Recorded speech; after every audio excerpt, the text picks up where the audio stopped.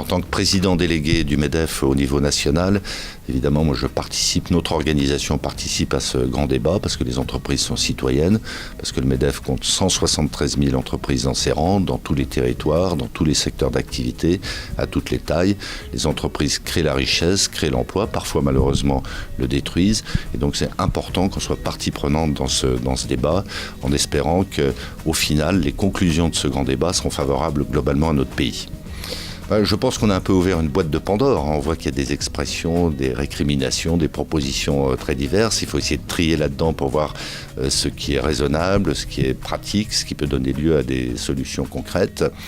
Mais je pense que c'est une bonne chose parce que notamment dans nos territoires, je suis moi-même provincial du fond de la France, malheureusement pas des Ardennes, on voyait bien monter une forme de colère parce que beaucoup de nos concitoyens, mais c'est vrai d'entrepreneurs, se sentaient déconsidérés.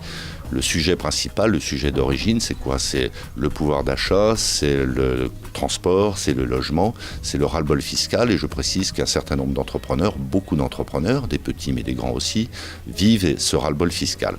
Donc on va essayer, le MEDEF va essayer, mais c'est vrai des chambres de commerce, c'est vrai de nos amis de la CPME, d'apporter des solutions concrètes qui soient favorables à la population, sans être défavorables aux entreprises, parce que les entreprises supportent déjà des charges et des impôts très importants. Nous, notre vœu en tout cas, c'est qu'il y ait une accélération dans les réformes. Parce que ce pays souffre, on le voit à travers le taux de chômage, on le voit à travers le déficit commercial, on le voit à travers les déficits publics, l'endettement de l'État, l'endettement des assurances chômage, l'endettement des régimes de retraite. Et donc, on n'a pas d'autre solution que de réformer. Mais il faut réformer dans le consensus. Et c'est important, et je crois que c'est enfin l'esprit du grand débat, c'est important que chacun puisse s'exprimer pour qu'on construise ensemble, en faisant valoir nos différences, parfois nos oppositions. Enfin, en clair, on est toujours plus intelligent à plusieurs.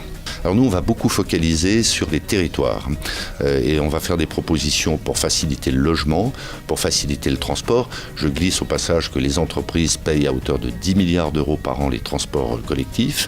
On va faire des propositions. On va faire des propositions sur la fiscalité des particuliers, la fiscalité des entreprises, je dirais pour libérer les énergies, pour libérer du pouvoir d'achat.